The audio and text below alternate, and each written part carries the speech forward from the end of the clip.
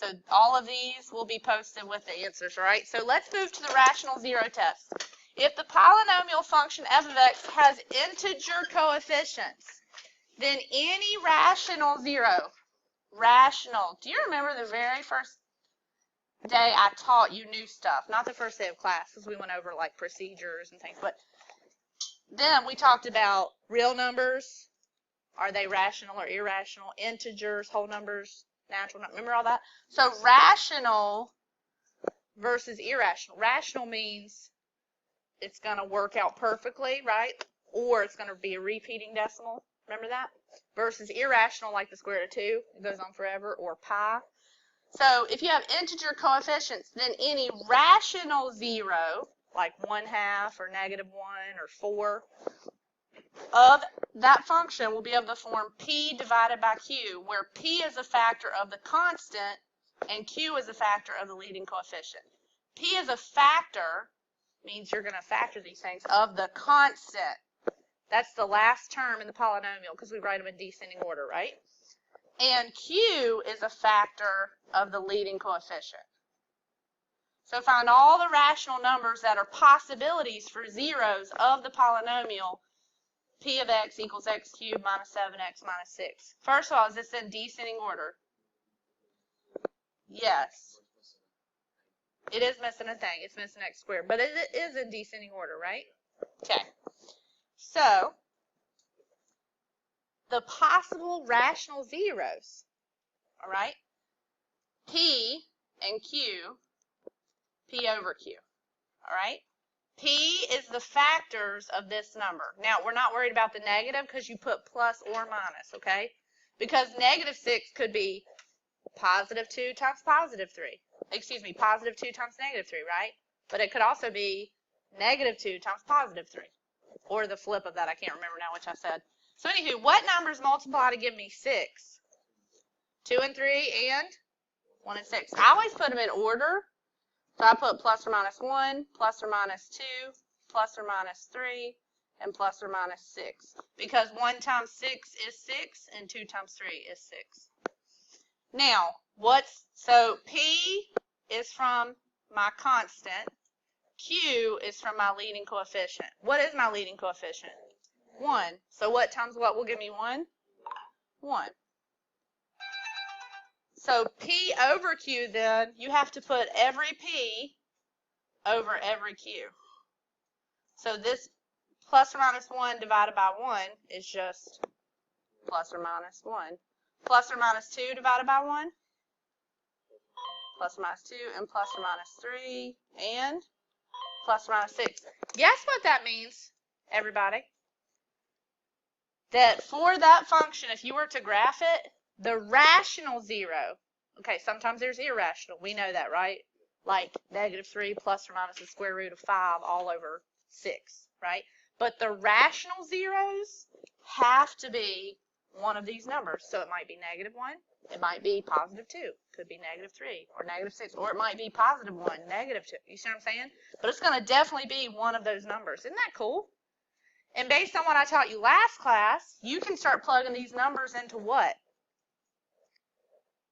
Synthetic division, right? And evaluating, and if you get a remainder of 0, very nice. When you get a remainder of 0, it tells you that that number is a 0. Isn't that cool? Do you see how these pieces are going together now? All right. So for this one, what's my P? The 3 right here. And what's my Q? 2. Make sure it's in descending order before you label those, P and Q, okay? And then go ahead and list this for me. So my P's would be plus or minus 1 and plus or minus 3. My Q's would be plus or minus 1, plus or minus 2. So my P over Q is plus or minus 1 and plus or minus 1/2. I like to put them in order. You don't have to. So plus or minus 1, plus or minus 1/2, and then plus or minus 3, and plus or minus 3/2. I do take it a step further. because a lot of times your zeros are your smaller values, so I do put it in order, but you do not have to. Do you hear me? So I'm going to put it in order, though, because it's my OCD. Plus or minus 1/2, plus or minus 1, plus or minus 3/2, because that's 1 1/2, right? And then plus or minus 3. Because I always try the smaller values first, because a lot of times you find a 0 then, okay? And if it starts as a 4th degree, once I find one 0, it's down to a 3rd degree, right? And then if I find another 0, it's down to a quadratic, and I can factor it or do quadratic formula, right? So that's why I like to try the smaller ones. Okay, y'all. So what if we don't want to try all those choices? Time out. Let's back up. I apologize. I get excited about this stuff. Look how many choices that is. Do you really want to have to try all those? That's 8 different possibilities, right? This one is 2, 4, 6, 8 as well. We don't want to have to try all those, right?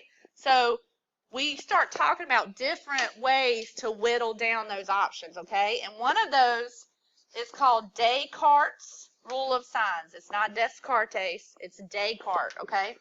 Descartes' rule of signs tells us that the number of positive real zeros is either equal to the number of changes in sign of f of x or less than that number by an even integer. Now, people get so messed up by this. They're like, what? Here's the deal. Number of sign changes. Changes in sign. That literally means it changes from a plus to a negative or from a negative to a positive. So, for example, if f of x said negative 3x squared plus 4x minus 2. How many sign changes is that? We went from negative to positive, so that's a sign change.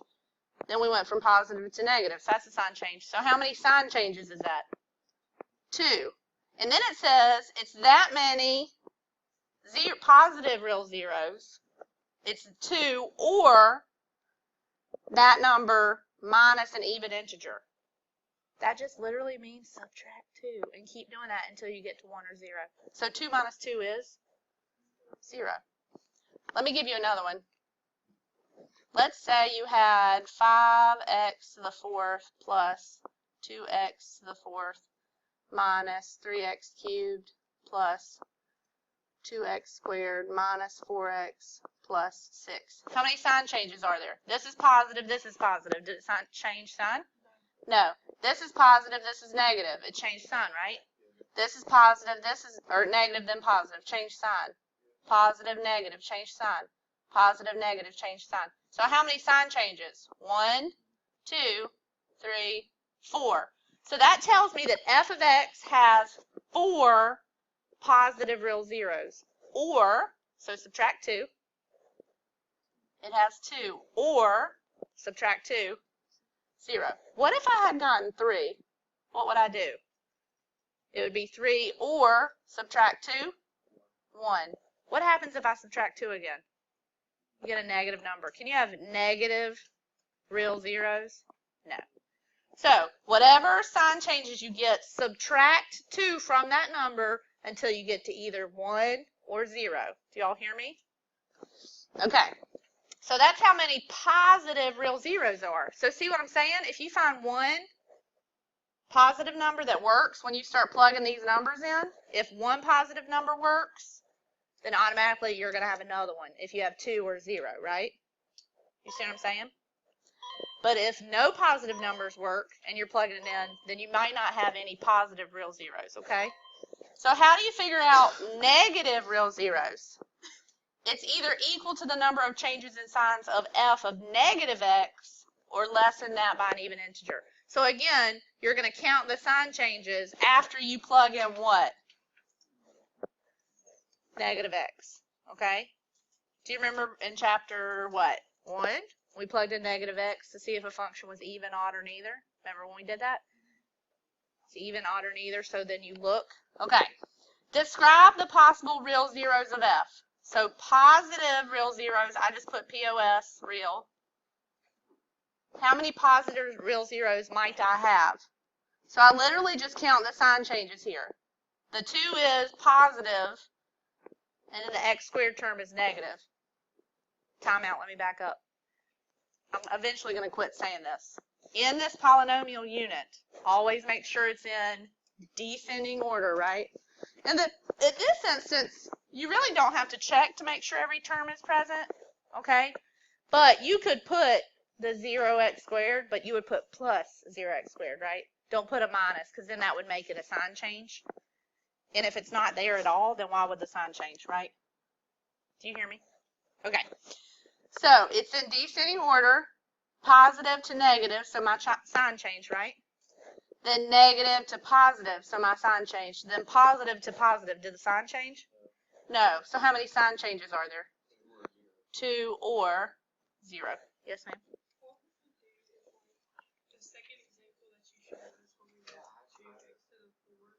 Oh, man, that should have been the 5th. You would combine those. Yeah. If you combined it, if that was a 4, I apologize. I should have wrote a 5. But if this was a 4, I would put 5 and 2 together to get 7. I would simplify first, then I would count sign changes. Simplify first, then count. But that was just your teacher having a moment. I apologize. Thank you for catching it. You get a shout out because that was good. All right. Negative real zeros, you have to first plug in f of negative x, okay? So that would be 2 times negative x cubed minus negative x squared plus negative x plus 4. Remember, I always plug stuff in and put it in parentheses, right? So what happens when we have negative x to the 3rd power? Do you remember what I told y'all before about when the degree was odd? It makes the sign negative, right? It stays negative x. But if it's even, what's negative x times negative x? X squared, right? Whereas negative x times negative x, that's positive x squared, but then you multiply it again by negative x, so it makes it negative. So this is going to become negative 2x cubed. Do you understand why? Because this right here is negative x cubed. And negative x cubed times 2 is negative 2x cubed. You see what I'm saying?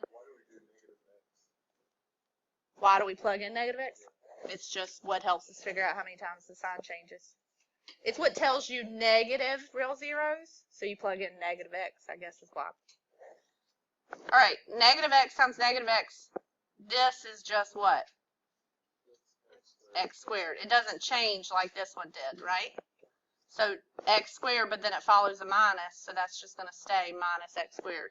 And then plus a negative is minus, right? And then plus 4.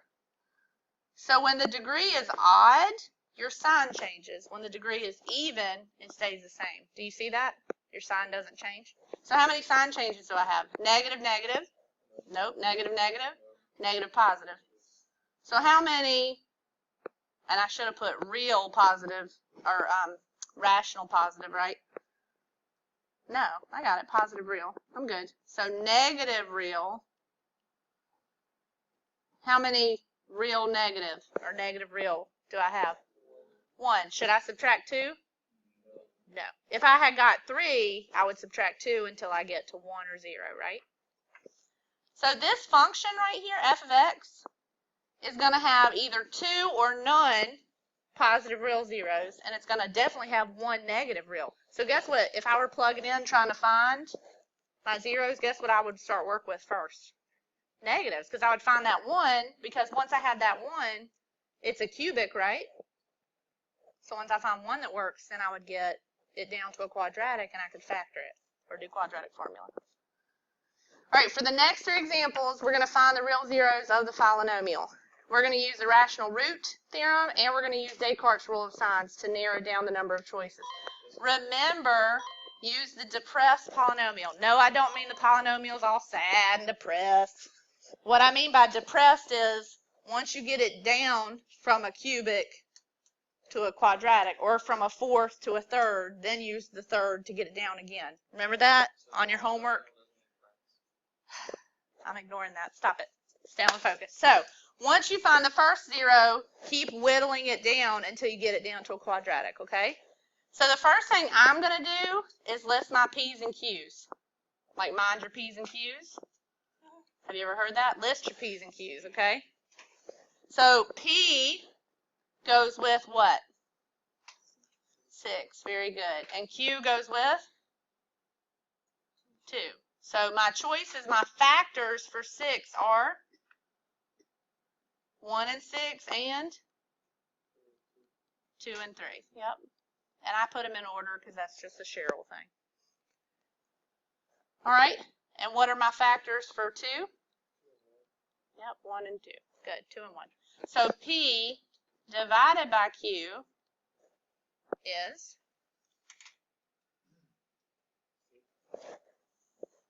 1 over 1, which is 1. 1 over 2, which is just 1 over 2, right? 2 over 1. 2 over 2. What is 2 over 2, though? 1. Don't I already have that in my list? Yeah. Okay, 3 over 1. 3. 3 over 2. That's not in my list, so I'm going to put it. And then 6 over 1. 6. And then 6 over 2. 3. But don't I already have that in my list? Yes. And if you're extra, like some Cheryl sometimes, you're going to put them in order. But you don't have to. It just literally helps when you're trying zeros, okay?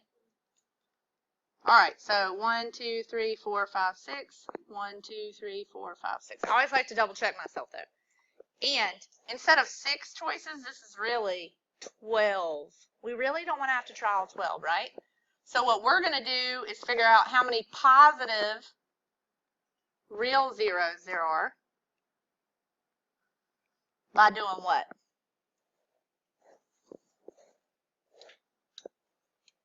How do I figure out how many positive real zeros there are? Sign changes. So 2 is positive, right? So there's 1. Negative, negative, negative, negative, negative, negative, negative, positive. So how many sign changes is that? 2, but I subtract 2 until I get to 0 or 1. 2 minus 2 is 0. So there's either 2 real positive zeros or none, okay? Now I'm going to plug in negative x to see how many negatives there are.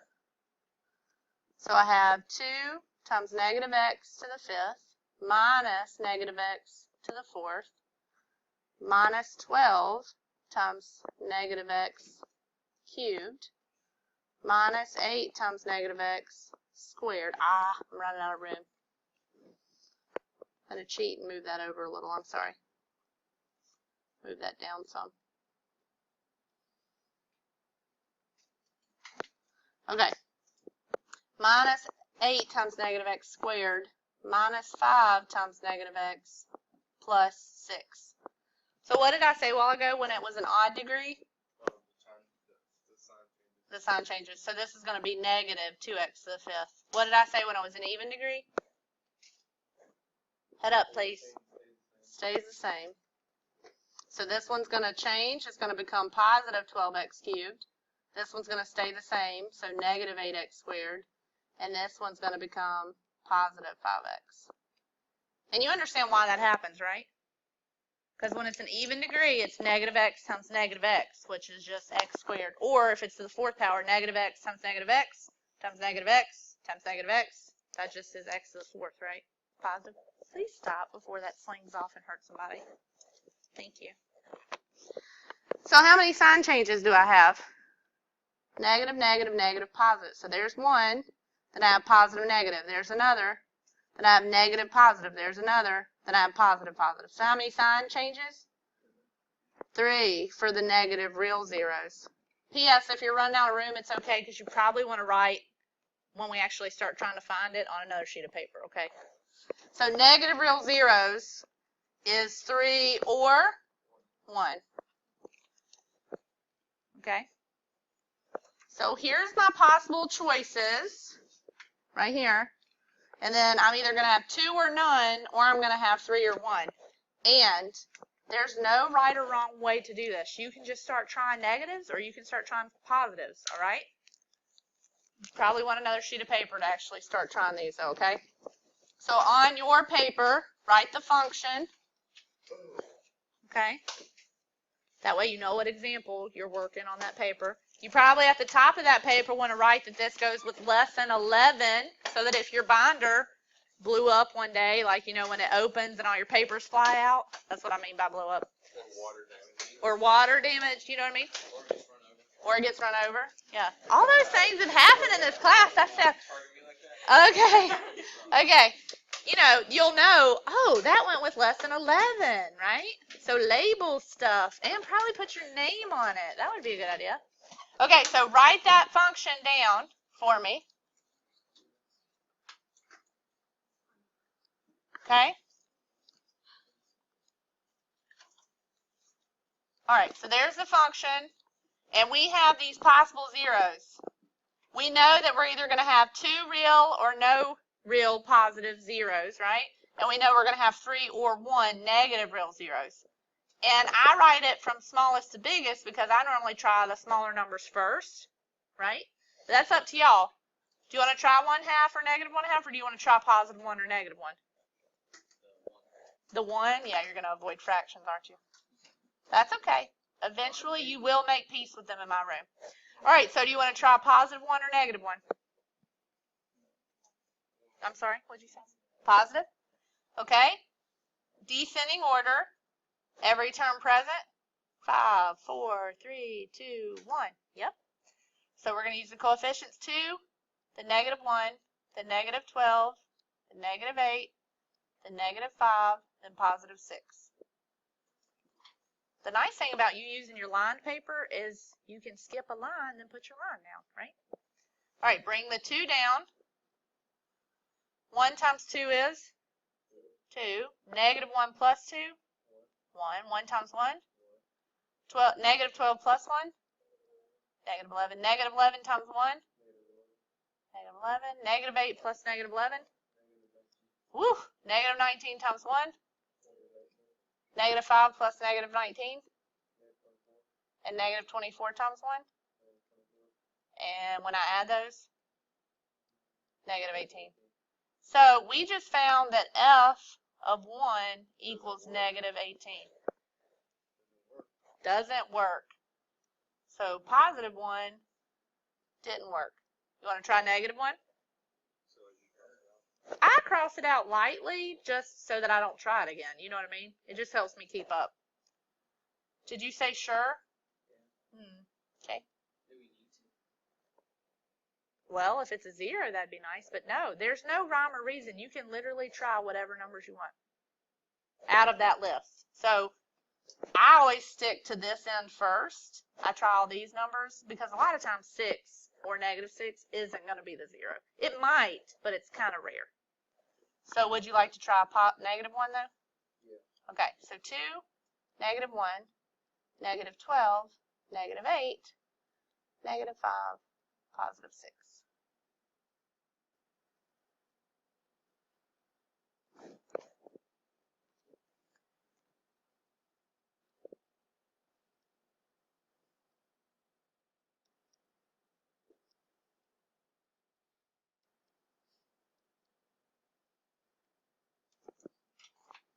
Aw, look at that.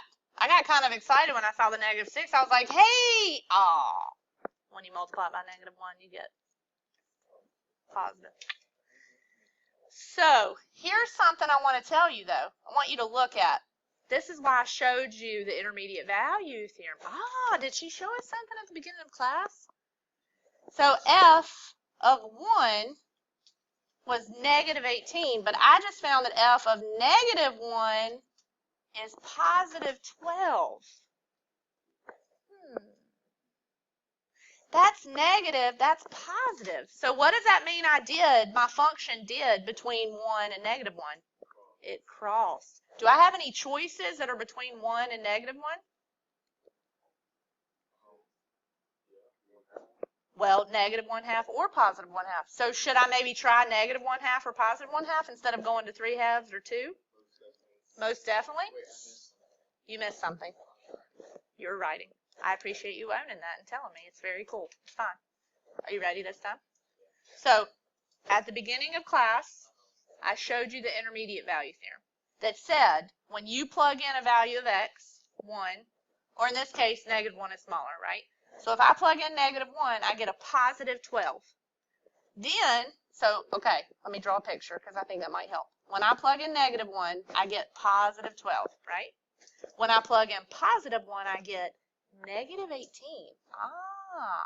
So to get from point A to point B, it has to cross somewhere. Now, it can cross maybe at negative 1/2, or maybe it crosses at positive 1/2. I don't know. But it helps me figure out that there's definitely a 0 between negative 1 and positive 1, right? So I backed up to my list and I said, is there any choices that are between negative 1 and positive 1? Yeah, we have negative 1/2 and positive 1/2. Which one do y'all want to try? The positive or the negative? I heard choices for both. Okay, most of you said positive that I could hear, so that's what we're going to do.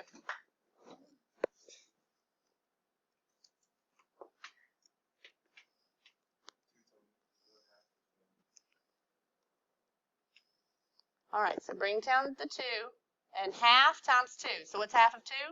1. Negative 1 plus 1? 0. 0 times a half is 0. Negative 12 plus 0? Negative 12. Half of negative 12? Negative 6. Negative 8 plus negative 6? Negative 14. What's half of negative 14? Negative 7. Negative 5 plus negative 7? Negative 12. What's half of negative 12? Negative 6! What just happened? What? We found a 0. So, it started as a 5th degree. It's now a 4th degree. So I always write myself a little note like, hey, I just got it down to a 4th degree. So from now on, the zeros that I'm going to try to plug in, I'm going to use this new depressed polynomial because it's smaller. It went down by 1. That's why it's called a depressed polynomial. It went down 1 degree. Okay? So 1/2 worked. Do you want to try negative 1/2? Do you think negative 1/2 is going to work? Maybe. Think about what I just drew up here. Do you think if it crosses through at negative 1/2, it's going to magically cross through at positive 1/2 and then somehow get back down here again? No. So what did I just learn though? Positive 1/2 worked, right? So am I going to have 0 real zeros? No, I'm definitely going to have 2. So what that tells Miss Harrell is since I found one that worked, I'm going to start looking at my list for another one that works. You know what I mean? Oh my gosh! It makes me so angry when it won't stay scrolled down. Okay, so positive 1/2 worked. Do you want to try maybe positive 3/2 or maybe positive 2? Y'all are avoiding fractions. I'm telling you, you got to make peace. Woo. Do it anyways. That's part of teaching is I help you learn to push through. So do it anyways. Make peace. Jeez. Okay. War on fractions. Is that what you just said? That's funny. All right. 2, 0, negative 12, negative 14, negative 12. Help me remember those. 2, negative 12, right? What did y'all get? 0? Oh, did I skip one? Man, I'm sorry. So 2, 0, negative 12, negative 14, negative 12. You don't have to write the last 0. I mean, it got a remainder of 0. It's done. Okay? And what did you just tell me? Y'all avoided 3/2. So plug in 2. Right? Okay. All right. Bring the 2 down. 2 times 2 is 4. 0 plus 4 is 4. 2 times 4 is 8. Negative 12 plus 4 is negative 4. 2 times negative 4, negative 8. Negative 14 plus 8, negative 22. And negative 22 times 2, negative 44. And I get negative 56. Let's back up. What did I get for positive 1/2? 0. So that doesn't really help me. Okay, let's look at positive 1. I got negative 18, right? for f of 1? You'll see why I'm showing you that. F of 1 was negative 18, right? What did I just get for f of 2? Negative 56, right? It didn't cross, did it? Did it cross? So is there a 0 between 1 and 2? So should I even try 3 halves? So the intermediate value theorem just helped me figure out I'm not even going to try positive 3 halves, because when I plugged in f of 1, I got a negative value, and when I plugged in negative 56, f of 2, I got another negative value, right? So what do you want to do? 3? Okay. Here's one word of caution I want to tell you, okay? Just because it says there's definitely going to be 2 positive real zeros doesn't mean it has to be rational, okay? This list of choices right here is only my rational ones, all right? So I don't want you to plug them all in and then get discouraged like, I didn't find another one. It's because it might be irrational, okay? So you can plug in your negatives, though, hopefully, and you'll find another 0, right? Okay, let's keep going. So we're plugging in 3.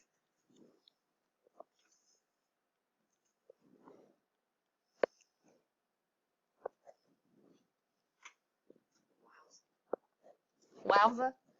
3 times 2 is 6. 0 plus 6 is 6. 3 times 6 is 18. Negative 12 plus 18 is 6. 6 times 3 is 18. Negative 14 plus 18 is 4. 3 times 4 is...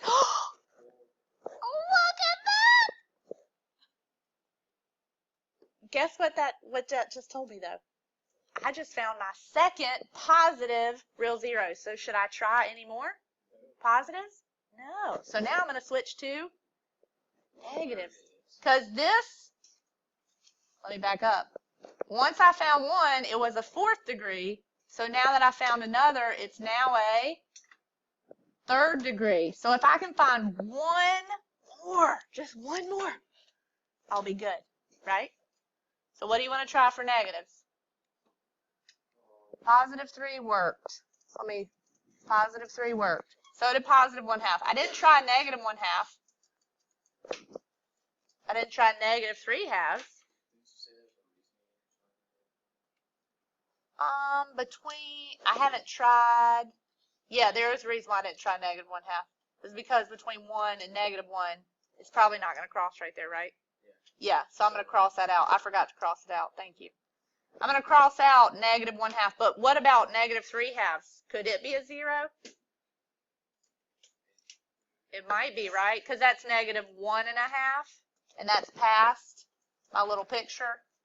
Negative 1 1/2 would be over here. Couldn't this go up here and then turn and come back down? Yeah, so do you want to try negative 3 halves, or do you want to try negative 2 or negative 3? What do you want to try? I'm not picking. I'm not at your house when y'all do your homework. So, negative 2. I don't know why I'm going with that, but I am. Because you asked me nicely, so I picked negative 2. All right. So let me paste my function again so that we keep up with, man, I keep doing that. All right, and what was my new depressed polynomial? It was 2664, right? 2664. And I'm plugging in negative 2, right? All right, bring down the 2. 2 times negative 2 is negative 4. 6 plus negative 4 is 2. 2 times negative 2 is negative 4. Bring it down again. 2. 2 times negative 2 is negative 4. 0. You want to know what's funny about that? I have no notes out in front of me. So that wasn't on purpose. I just got lucky. Seriously, look, there's no pre-calculus out. It's my planner. That's it. Yay, though, because look, what did we just find? 2nd degree. So this is a 0, and I got it down to 2x squared plus 2x plus 2. Is that factorable? 2, 2, 2. Always look to see if you can factor out a GCF. So this is x squared plus x plus 1. What times what would multiply to give me 1, but add to give me 1? 1 times 1 is 1, but 1 plus 1 is 2. Here's the deal, though. Students, stop here. If I said list the factors, yes, this is a factor. But tell me which zeros worked, because y'all are putting check marks with them like I was, right? So which ones worked? 1/2 worked, okay. 3 worked, and -2. So what we just discovered was these are the zeros. So the factors then would be, if I told you to write all the factors, would be 2 times x squared plus x plus 1, right? Times, what would 1/2 be as a factor? 2x minus 1. So that when I add 1 to both sides, I get 2x equals 1, right? And then divide by 2. Does everybody understand that this factor corresponds to that 0? Okay, what's the other factor? X minus 3. And what's the last factor? X plus 2. Now, let me back up and look. I have 2 times quantity x squared plus x plus 1 times 2x minus 1 times x minus 3 times x plus 2.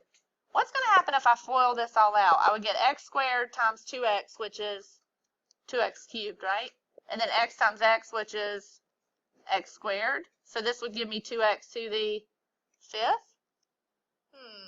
Isn't that what I need? So do I actually need that 2 in the front? I do not.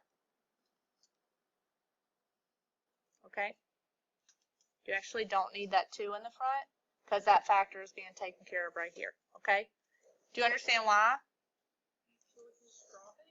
Well,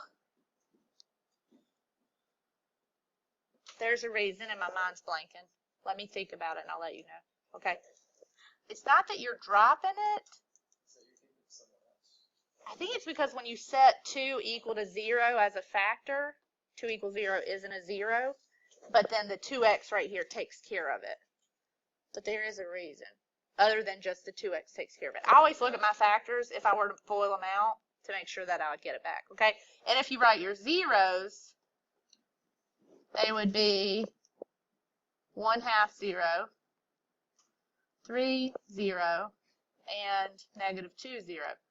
But that's only these 3. So how can I find the zeros for this piece? If I can't factor it, what do I have to do? Sign divide's not going to work either, right? Because it's not factorable.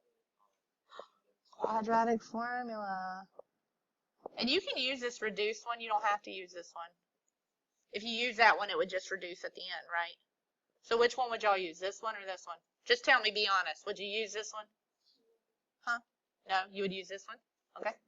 So A is, what's my formula? First of all, let's see if y'all remember. X equals -b plus or minus square root b squared minus 4ac all over 2a.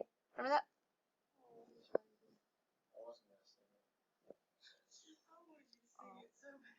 All right. So negative b is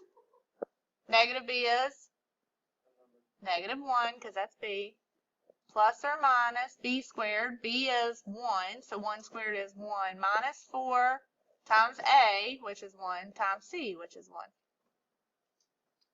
All over 2 times 1.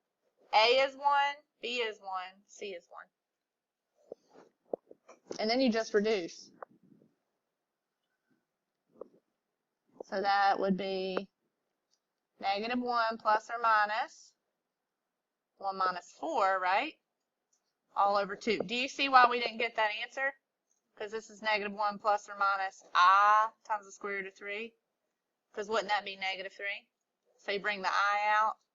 So those zeros are imaginary, but you can still list them, okay? If you had plugged the 2's in, you would have had 2, 2. You could have pulled a 2 out, and then 2 and a 4 down here. So you could have simplified, okay? Any questions? Kind of crazy. We only did one example, right? That's why you saw on your worksheet how many examples like that did I give you? Or problems? How many problems did I cut from the last worksheet? The bottom 2. That's why I'm not giving you 8 million. Yes, sir?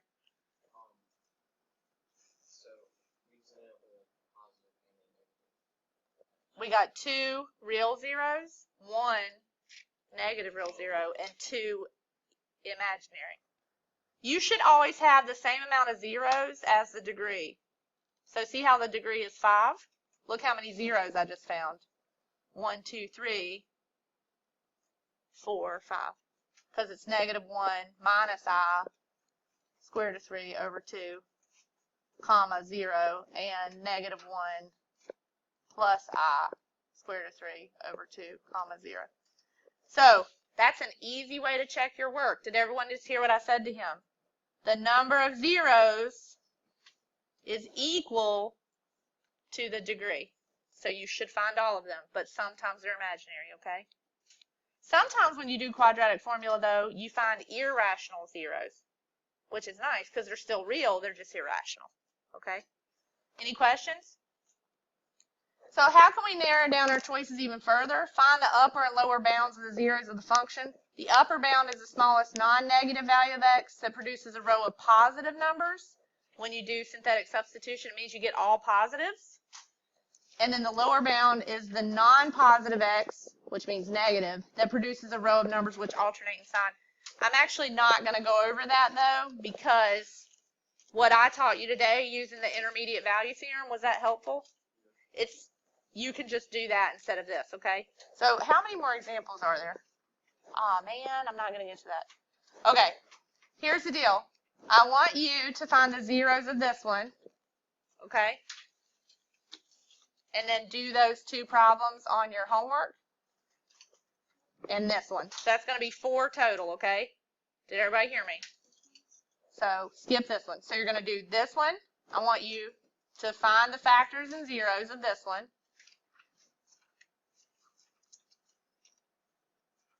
So on a sheet of paper, just write this problem for me, okay? And this problem. Find the factors and the zeros. And then do those 2 problems on that worksheet. So you have total 4 problems to do, okay? Those 2 on the notes, and then the 2 that were on the bottom of that worksheet, which was what? 7 and 8, I think? So those 4 problems, 2 in the notes, and then 2 on the worksheet, okay? So when you scan them in for me, put the 2 in the notes first, and then put 7 and 8 from the worksheet for me, okay? All right, are you good? So I will, though, next class, teach you this. It's an application problem, but we've done this. How do we find points of intersection? What do you think I'm going to do? How do you algebraically show that 2 graphs intersect? You set them equal because f of x is just fancy notation for y, and g of x is just fancy notation for y. So if they're both equal to y, they're both equal to each other, right?